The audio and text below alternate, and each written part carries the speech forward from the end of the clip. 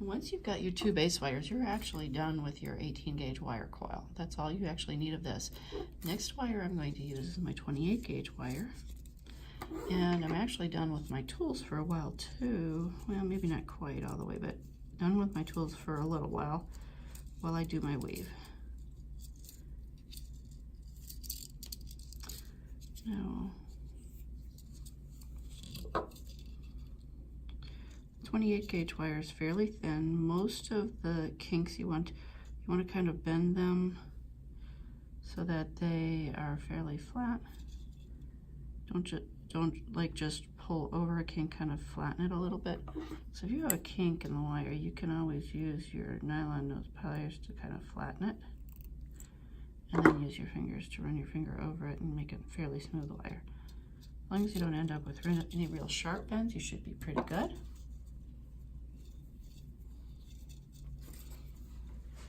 I want to make the bail in the middle of my wire. So if I had making this video in a hotel room and I forgot my ruler, so I'm just kind of estimating the middle of my wire using a tool or something that I have, so I can say, okay, it goes about this far on this side, this far on that side, so my middle is going to be right about there. So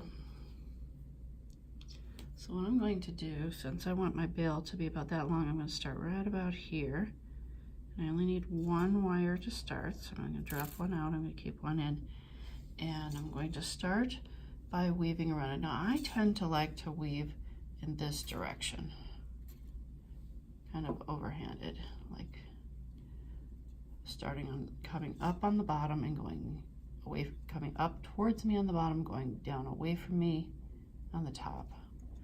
And I'll do that for 3 turns. 1,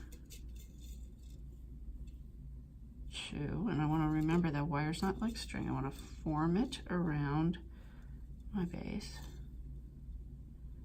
And once I've got 3, make sure I've got 3 good ones, and at least 3, and then you can kind of push them together. I think I ended up with 4. That's okay. What I'm looking for is something that's going to give me a good base. Now, generally, if you're doing, the way I look at this is I'm always doing, usually when I'm weaving, I'm starting with my non-dominant hand, holding the wire and going towards my dominant hand as I weave.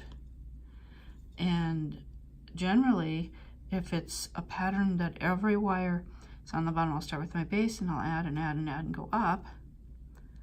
But if it's a wire that has a top and a bottom, then I'll come down from the outside on the bottom, inside on the top. And the top wire, I'll go outside on the bottom, inside on the top. So this is going to be, for the bail, I'm going to use this as if it's got a top and a bottom wire. So I'm going to go ahead and I'm going to start it fairly close. Taking a look at my wire and making sure that I'm about where I want to be. For this one, I'm going to come up on the outside and down on the inside. I'm going to do 2 wraps here. Up on the outside, down on the inside. And I'm going to aim it downward. I'm going to go up on the outside, down on the inside, up on the outside, down on the inside, and then I'm going to switch over. When I switch sides, I'm always on the bottom when I'm switching sides. Up on the outside, down on the inside, up on the outside, down on the inside. Like this, so that when I'm finished with each 2 loops, my wire is actually going straight away from me. I have this held perpendicular, but it's away from me, which, since I'm looking at it through the camera, it's basically away from the camera. So, and as you can see, start with my 3 curls. I'm going to spread this out a little bit so you can see how the design is looking. Like this. Okay. And then I'm going to go ahead and tighten it because you want to keep it tight. Just spread it apart just so you can get a good look at it. So I'm going to go ahead and get things that could be caught in it out of the way. And so now I'm going to come up on the outside, down on the inside. Now when I'm doing this, I'm using my finger. I'm not keeping so much tension. I'm holding my tension in my right hand about like this, and I'm using my finger to kind of almost like scritch. Up on the outside, down on the inside. Up on the outside, down on the inside. Up on the outside, down on the inside. Give it a push together. Inside, down on the inside. I don't need a very wide bail, but I am going to spread these out a little bit. Once you get a few parts of this, you spread it out a little bit, and then I'm going to just make it a little ways out to here, and then I'm going to come back. Now, as I'm doing this, I'm really doing each turn around each wire is several steps. Coming down, rolling it up, going down in the middle, and I'm pushing towards this, and pushing it straight up, around the top, and down in the middle. Up the top, forward, down in the middle. And see how I'm using either my thumb or my finger each turn to smooth the wire. I'm just holding a little tension here. I'm not pulling on the wire because the wire's not going to stretch. It's not like string. You can't pull it and get it tighter. If I take it and I try to do a whole loop and just pull, it's not going to go where I want it to go. Keep this tight. Up on the bottom, down in the middle, up on the bottom, down in the middle. Do it nice and slowly. Do each of the sides. It seems like it's going to take longer this way, but trust me, if you do it slower, it'll start becoming real smooth. And when you start doing it smooth, smooth is fast. So slow is smooth and smooth is fast.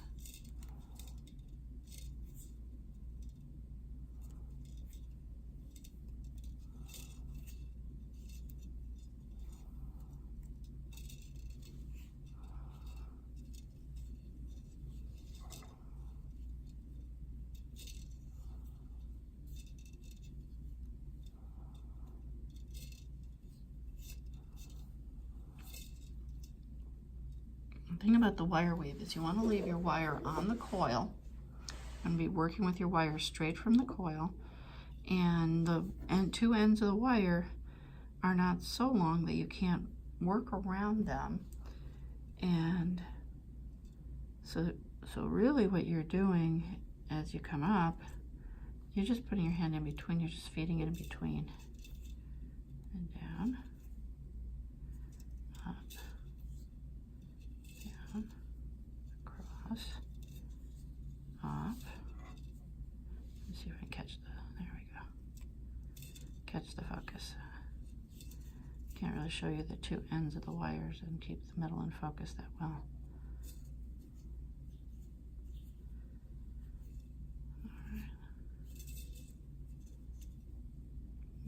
Around, down the middle, around the outside, down the middle, around the outside, down the middle,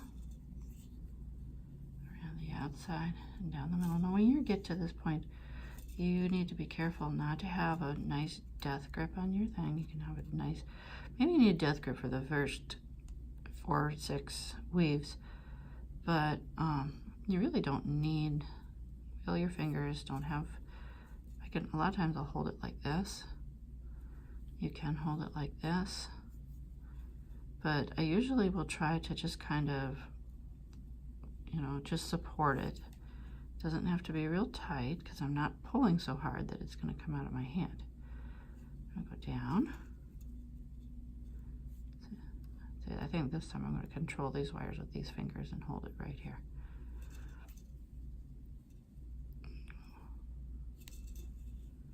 Up the wire, but I'm holding it fairly close. See, one of my fingers is fairly close to where I've already been weaving.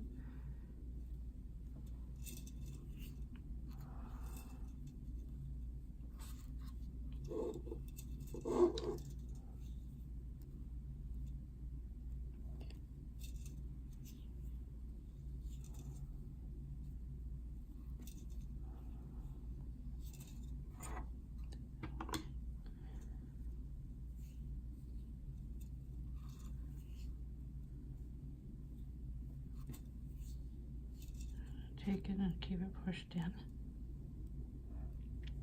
Now, how long of a bail do I want to make? This is a short bail like this.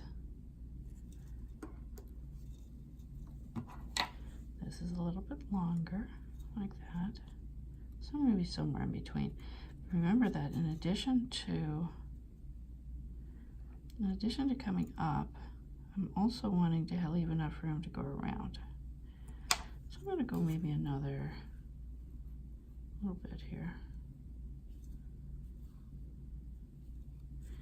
And I'm sorry I don't have exact dimensions for you while I'm doing this. I may add them when I'm done, not sure, but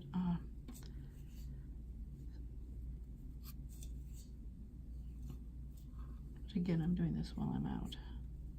It's a good time to put on some music and just kind of relax. This is a good thing to do while you're watching reruns on the television, or while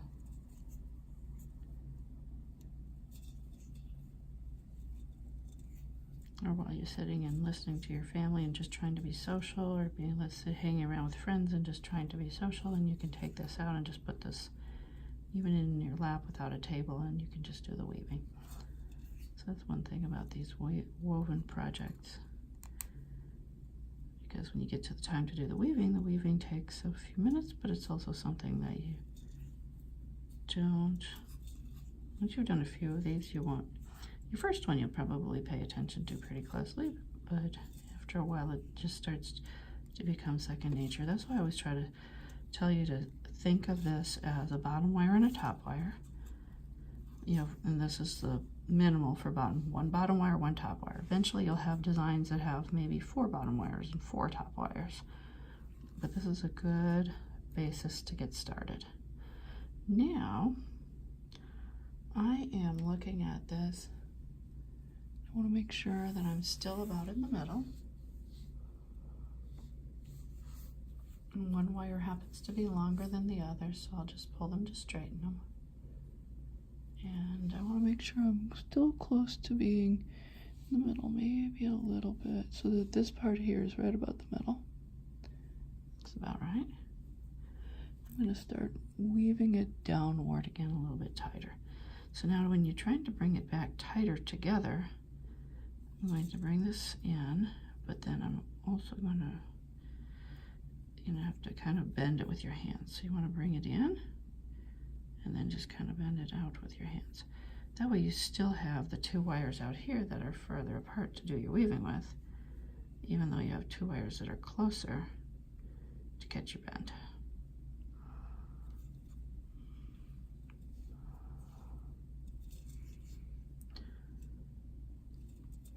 Now when you're gaining, you had to be careful. If you were doing, like I said, and just kind of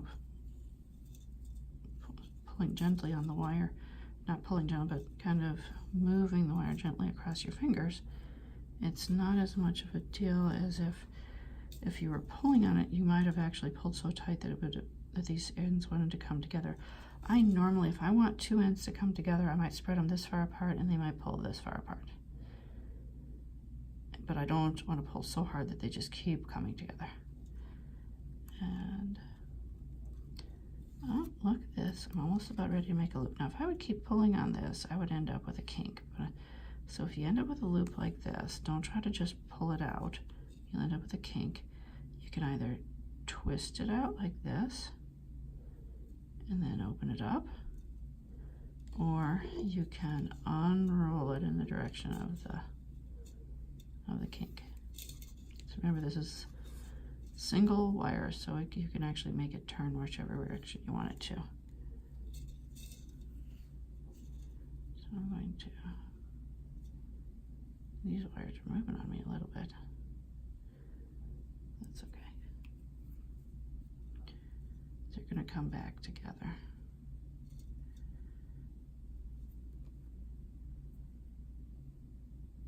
And I want to try to make sure that they come back and they meet right about the same length. Doesn't have to be perfect because one will be this one side and one will be the other side.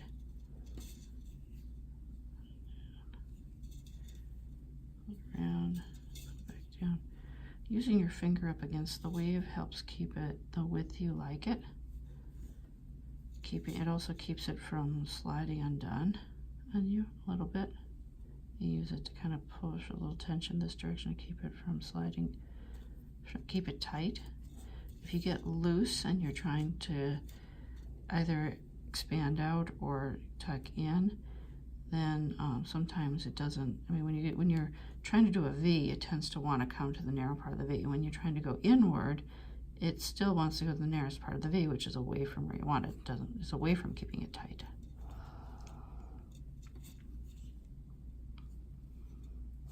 And the wires will turn on you. I mean, you can see how I can do this with them. So what can I do to keep these wires right where I want them? What I can do is I've got them like this, sitting right where I want them. Got these two in my hand. I can kind of maybe give it a little bit of a bend back here, just not much, but just a little, just to tell them, hey, don't go anywhere else, just stay right here.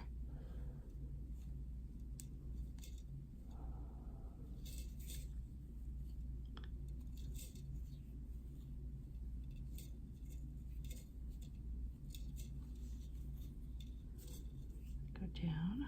See how this keeps wanting to slide down the narrow part, and I keep wanting to have to keep it pushed back. Keep it where it's supposed to be.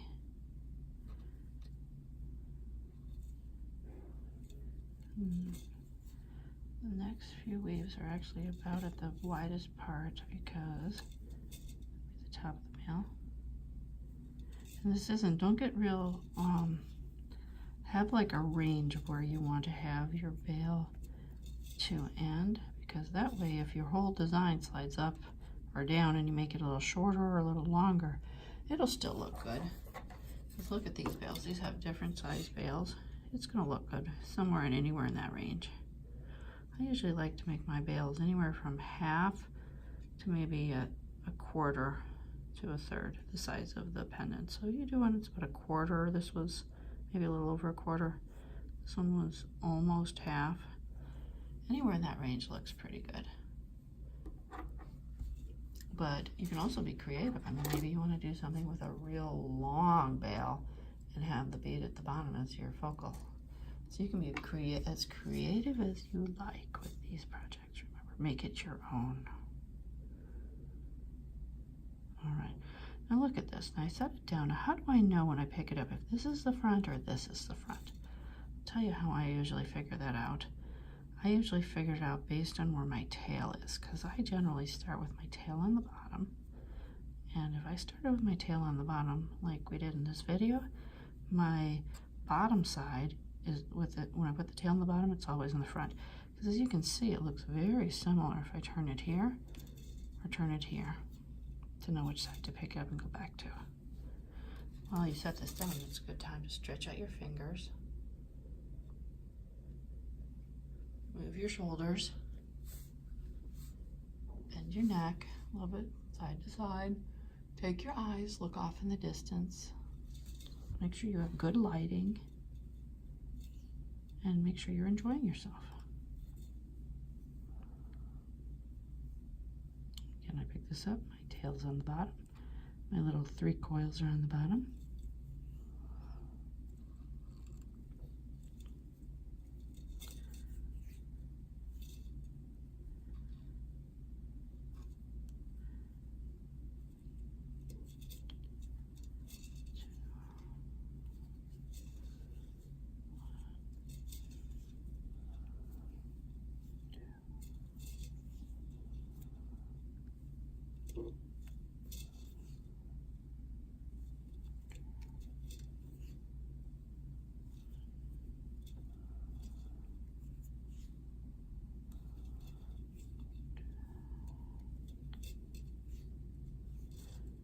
Yeah. Make sure I'm keeping it tight. I want to start making sure I'm drawing it in. So I might hold a little bit firmer here just to make sure I'm drawing it in. You can use, there's different wire clamps. You can get a clamp, a rubberized clamp from Lowe's that'll hold it tight like this if you like. You can use a wooden jeweler's clamp, like a silversmith's clamp, to hold it in place. That's kind of a traditional way to do it. Either thing will work, or just your fingers.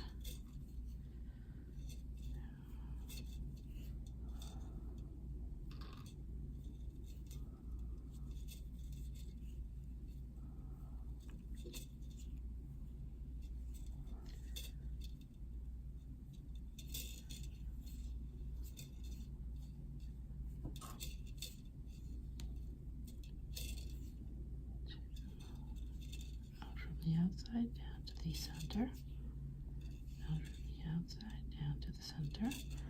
You'll know you're getting tighter when it gets hard. It gets a little bit harder when it gets a little bit closer in, because the ends are getting kind of tight.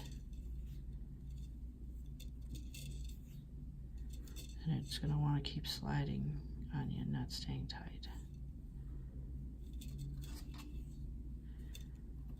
And I'm sorry about the focus on this. Let me see if I can adjust it. There we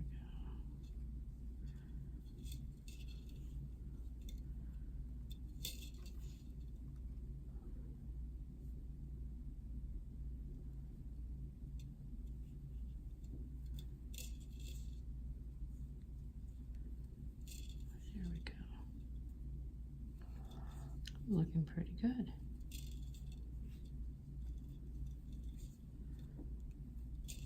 Remember that this is a craft, and like any craft, you're going to get better over time. Another kink, I'm going to smooth it out with my fingers. And what makes these so nice and tight? The first thing is to make sure you're forming it around your wire. See? Form it up.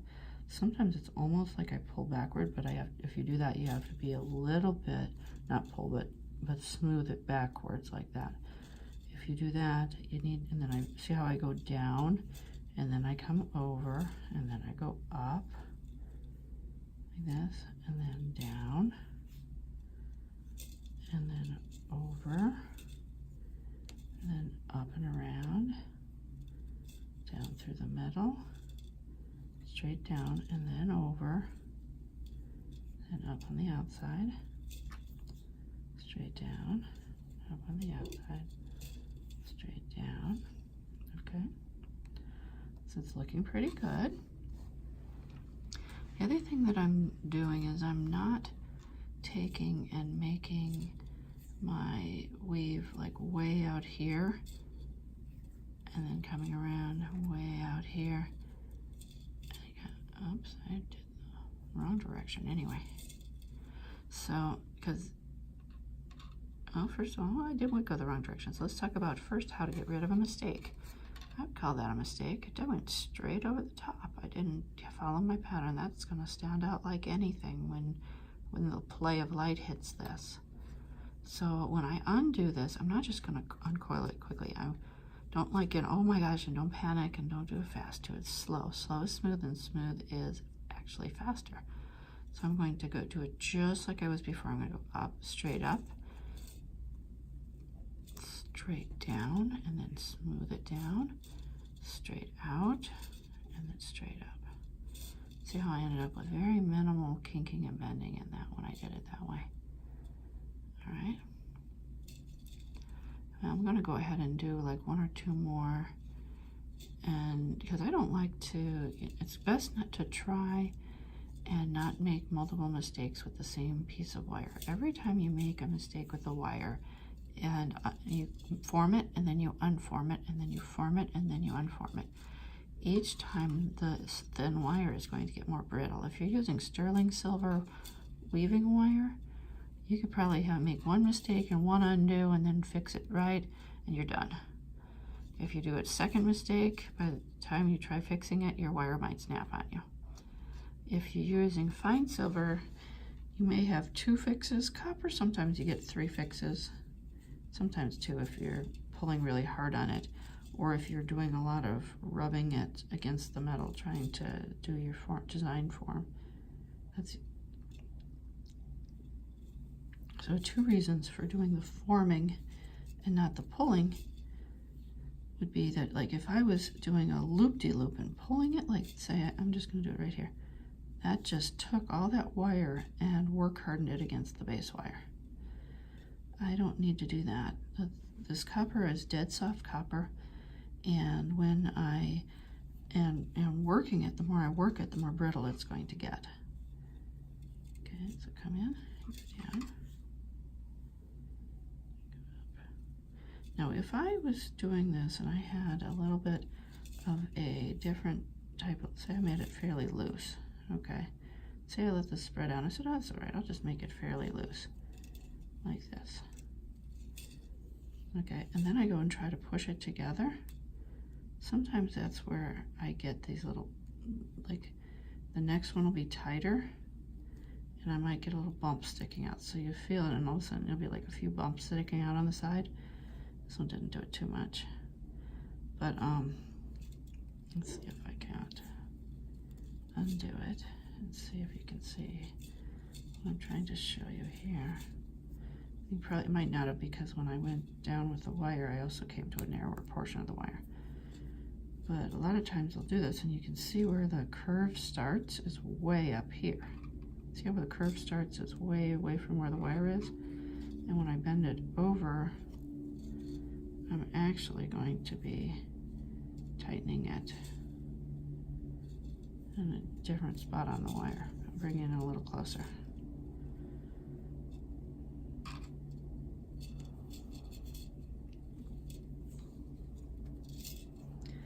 But if you make the design loose and then you squeeze it together, then you can end up with a real uneven, like ridgy, bumpy kind of surface, where instead of all your coils being the same size, you'll end up with some that are long, some that are wanting to push outward, while some that are trying to be tighter because you're not as even. The best way to stay even is to keep pushing it tight to itself. If it's always tight to itself, even if later on you decide you want it to just be spread out more like this and have that be your pattern, even if you decide to do that as a design element, you're still going to end up with a smoother design, because by keeping it pressed tight, you've kept all the wire lengths up and down the same. So that's the first thing about making something look smooth. The first thing is to do the forming technique around the wire. The second is to keep your design, keep pressing it together to keep it tight. If you keep doing those 2 things, you'll end up with just do it nice and slow, and you'll end up with a very professional looking wire wrap product. There we go. I think I'm going to do just a few more here, and then I'm going to call this done.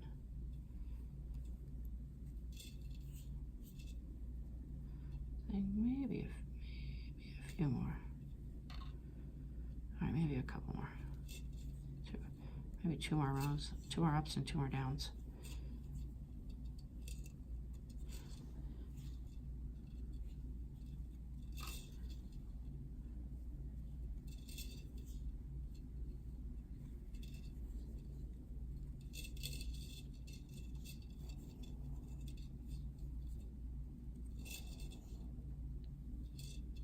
I'm going to finish with a down here. Okay. Alrighty. Alright, so this should be, I got a little bend that I put in there right here, but this looks about like what I want it to be. Don't cut this end off yet, please don't. Go ahead though, because this was a little bit of work here. So let's go ahead and set this down, wiggle our fingers, stretch our back. So maybe take a moment to stand up and stretch for a little bit, and I'm going to be right back with the next part, where we take from the bail and turn it to form the side ridge. I'll be right back with that.